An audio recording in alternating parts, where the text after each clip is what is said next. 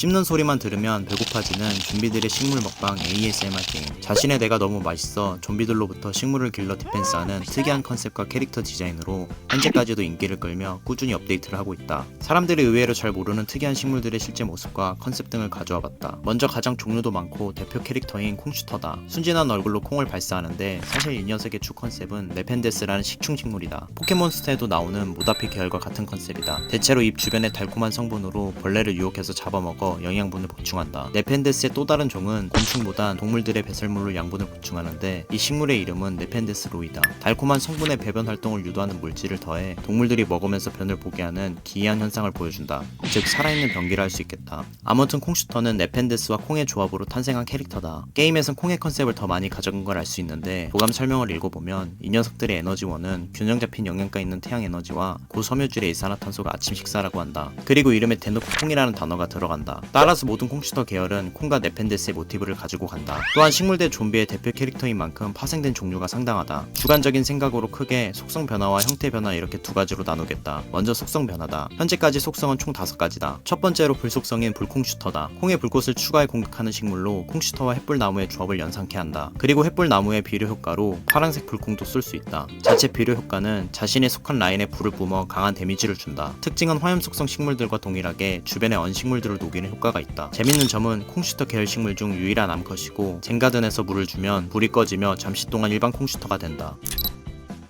다음 얼음 속성인 백설콩. 후두부에 얼음을 달고 있는 콩슈터다. 실제로 추운 곳에서도 잘 자라 스노우라는 이름을 갖게 되었다. 상성 또한 존재해서 횃불나무와 조합을 하면 발사하는 콩이 얼음 속성을 잃어 평범한 콩이 된다. 특징은 좀비의 이속을 느리게 하고 낮은 확률로 빙결시키는 공격을 한다. 비료 효과는 라인 전체 좀비를 느리게 하면서 다수의 콩을 발사한다. 재밌는 점은 땅에 묶여만 있는 게 아닌 여러 활동을 하는 걸 설명을 통해서 알 수 있다. 탁구 선수이자 스키와 봉고 드럼 그리고 동굴 탐험이 취미라고 한다.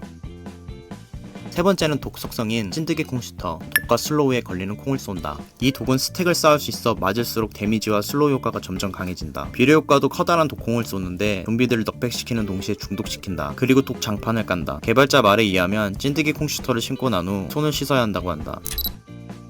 네 번째는 전기 속성인 전기 콩슈터. 최초로 관통과 스플래시 데미지를 가졌다. 관통은 한 레인 전체를 관통하고 비료 효과는 주변의 좀비 3명에게 거대 전기콩을 발사해 공격한다. 마지막은 은신인 그림자 콩슈터다. 특징은 평상시엔 그림자 콩을 쏘지만 그림자 상태에선 데미지가 강화된 레이저를 쏜다. 이 레이저는 관통 데미지와 슬로우 효과가 있다. 그림자 상태가 되려면 은신 민트의 강화나 밤 나팔꽃, 우울덩굴, 야상 복숭아 등이 만든 그림자 영역이 필요하다. 또한 좀비가 가까이 오면 그림자 영역으로 끌고 가 즉사시킨다. 그림자 상태에선 2번까지 가능하다.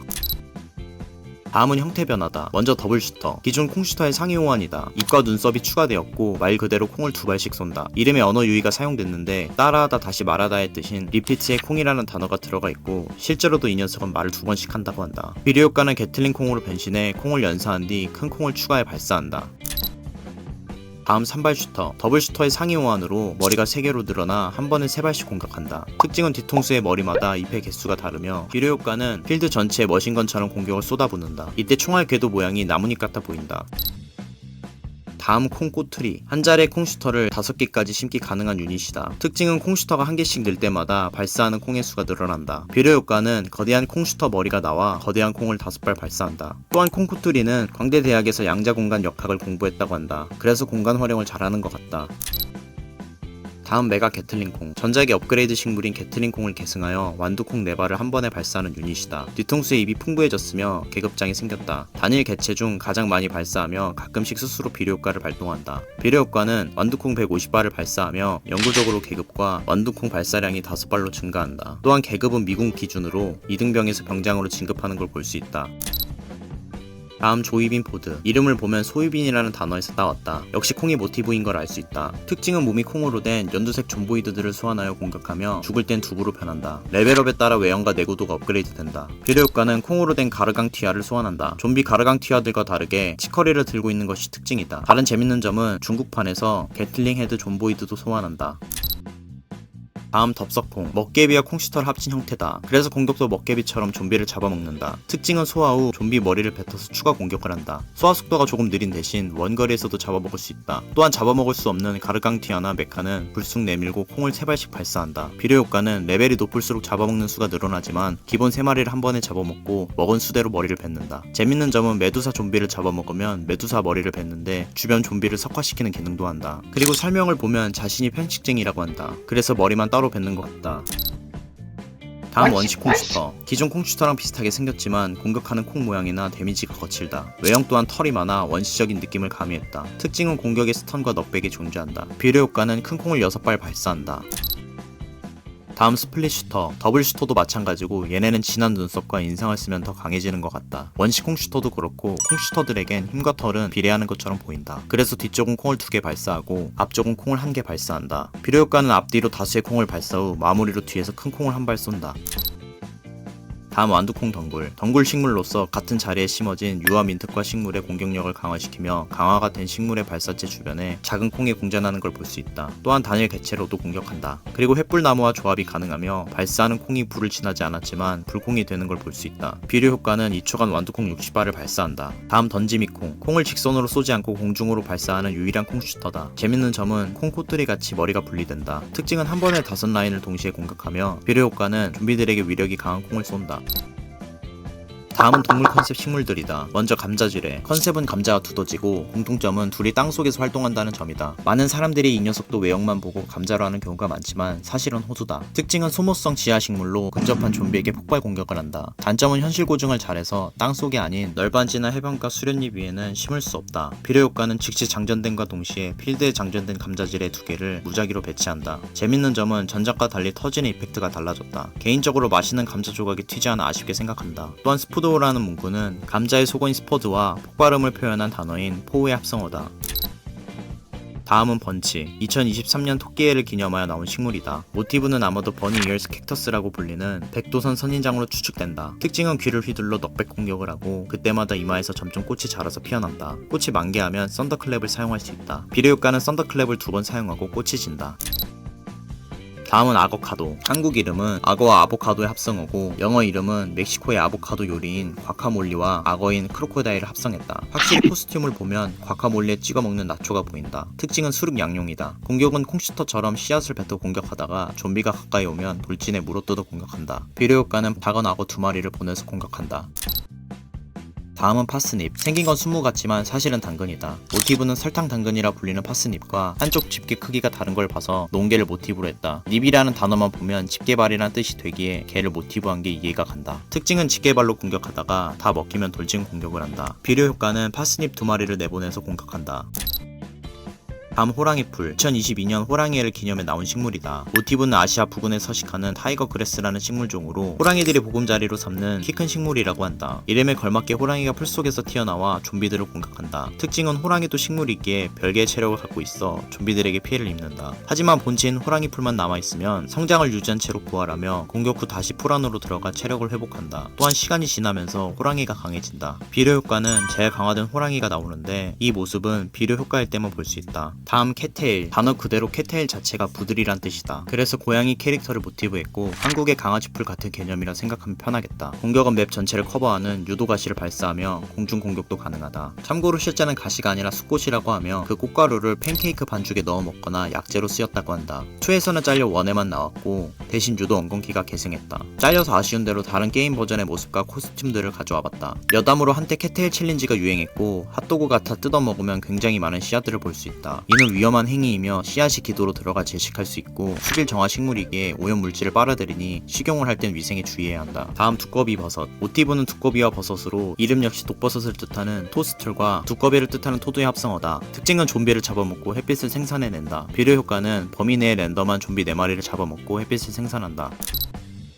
다음 포크라. 컨셉은 외형만 보면 사마귀가 모티브인 것 같고 이름을 보면 아웃과 속시식물인 오크라와 손가락으로 찌르다의 의미를 가진 포크랑 합성했다. 오크라의 이명은 레이디 스핑걸스라고 하는데 그래서 여성으로 디자인한 것 같다. 특징은 한 번에 연속 공격을 하고 공격할 때마다 횟수가 증가해 한 번에 4회까지 찌른다. 그리고 마무리 공격으로 오라를 발사한다. 이때 공격을 받은 좀비들은 슬로우가 걸려 느려진다. 비료 효과는 오라를 6번 발사한다. 다음 전기 뱀 껍질. 이름에서 알 수 있듯 전기 뱀장어가 모티브인데 왜 하필 바나나를 컨셉으로 했을까? 예상해보자면 첫째, 장어처럼 긴 식물이 바나나가 적합하다는 점. 둘째, 영어로 필과 일의 언어 유희 때문에 껍질을 가진 식물이 바나나였다는 점. 세 번째로 종마다 조금씩 다르겠지만 바나나가 익은 모습의 전박이와 전기 뱀장어 몸의 전박이를 오마주한 점. 모두 사실이라면 디자인 스토리텔링을 굉장히 잘한 케이스로 보인다. 특징은 수륙 양용이며 전기를 두른 껍질을 부메랑처럼 던져 공격하고 땅보다 물에서의 데미지가 더 증가한다. 또한 껍질을 던질 때 지속딜을 주는 전기 장판을 생성한다. 비료 효과는 전기 뱀장어 형태의 전류를 발사한다. 다음은 바다버섯. 모티브는 버섯과 문어인 것 같다. 수상식물로서 보통 버섯 계열 몬스터처럼 시한부 식물이기도 하다. 설명에도 퍼프버섯과 아주 먼 친척이라고 한다. 그래서 가족 모임엔 항상 수영장 파티를 연다고 한다. 거품을 뿜어 공격하며 비료 효과는 거품 광선을 퍼붓는다. 또한 상하 좌우 빈 공간에 분신 하나를 생성하고 주변에 바다버섯이 전부 비료 효과가 발동된다. 레벨이 오를수록 분신이 증가한다. 따로 코스튬이 있진 않아서 전작의 모습과 초기 디자인을 가져와봤다. 다음은 실제로 존재하는 특이한 식물들이다. 먼저 아키. 이름의 약자는 Autonomous Catapulting Ejectomatic Emitter Low 자동 발사 배출 장치라는 뜻이다. 모티브는 남서 아프리카의 원산지의 독성 식물인 라키다. 생긴 게 피망같이 생겼지만 안에 과육과 씨앗을 살펴보면 딱정벌레나 홍합을 연상케 하는 모습이다. 여담으로 이 열매는 자메이카의 전통 요리인 아키 앤 솔트피쉬의 재료로 활용된다. 특징은 좀비들에게 튕겨나가는 씨앗을 발사하며 매우 작은 스플래시 데미지도 존재한다. 비료 효과는 각 라인의 가장 앞쪽 좀비들에게 커다란 씨앗을 발사해 공격한다. 다음은 퍼프볼. 모티브는 먼지버섯. 그 중에서도 Calvadia Cyeriformis라는 버섯이 모델이 되었다. 생긴 게 공처럼 생겨서 이름에 볼이 붙었다. 특징은 일회성이며 범인의 좀비들에게 독 데미지를 주고 스턴을 시킨다. 범위가 굉장히 넓고 방어구를 무시하는 장점이 있다. 하지만 비료 효과는 없다. 다음은 히스시커. 모티브는 엘리카라 불리는 진달래과 식물이다. 특징은 일회성이며 심으면 그 즉시 9개의 다트 꽃들이 분리되어 좀비들을 유도하여 공격한다. 그리고 가시가 돋은 것처럼 보이지만 실제로는 정원식물로 인기가 많고 가시 부분으로 묘사된 곳은 암술과 수술로 보인다. 비료 효과는 없다. 이름의 어원은 꽃 양배추라는 콜리플라워와 흰 파워의 합성어다. 이름도 그렇고 생긴 게 브로콜리라 생각할 수 있는데 브로콜리의 아종이다. 둘은 색상도 다르고 브로콜리는 작은 꽃송이들이 모여 한 덩어리를 이루지만 콜리플라워는 전체가 하나의 꽃송이다. 특징은 후방 좀비를 우선으로 좀비 하나에게 최면을 걸어 같은 좀비를 공격하게 조종한다. 장점이 일회성이 아닌 영구적인 능력이고 부양식물이라 물 위에 심을 수 있다. 비료 효과는 염력으로 좀비 5마리를 날려버린다. 여담으로 꽃 양배추는 보라색과 노란색도 있다. 다음은 시트론. 시트론이란 단어 자체는 운양과 결속 식물 레몬과 비슷하게 생겼지만 더 쭈글쭈글하고 껍질도 더 두꺼운 과일을 의미한다. 그리고 트론이란 단어만 보면 어떠한 장치라는 전미사를 의미하기에 언어 유희를 사용하여 기계 장치처럼 디자인이 되었다는 걸 알 수 있다. 특징은 전기를 응축하여 발사하지만 충전 시간이 필요하다. 또한 스플래시 데미지는 없다. 비료 효과는 거대한 플라즈마탄을 발사해 대부분의 좀비들을 날려버린다. 다음은 블루밍 하트. 모티브는 브리딩 하트라 불리는 금낭화로 브리딩을 꽃이 피다라는 뜻의 블루밍으로 바꾼 언어 유희라 할 수 있고 발렌타인 이벤트 한정으로 나왔다. 블루밍 하트는 발사하는 식물이지만 발포 민트에 속하지 않고 역병 민트에 속한다. 이는 독 기반 공격을 하지 않지만 현실에서 알칼로이드라는 독을 가지고 있는 특성을 반영한 게 아닌가 싶다. 얼굴과 꼬리 끝에 달려있는 건 전부 꽃이다. 설명을 보면 블루밍 하트는 좀비들을 좋아한다고 한다. 특징은 좀비 하나에게 하트 꽃잎을 던져 공격하는데 이때 하트 파티클이 생겨나며 피해량이 점점 증가한다. 비료 효과는 큰 하트 꽃잎들을 던져 공격한다. 세상 별게 다 궁금한 채널 새별궁. 감사합니다.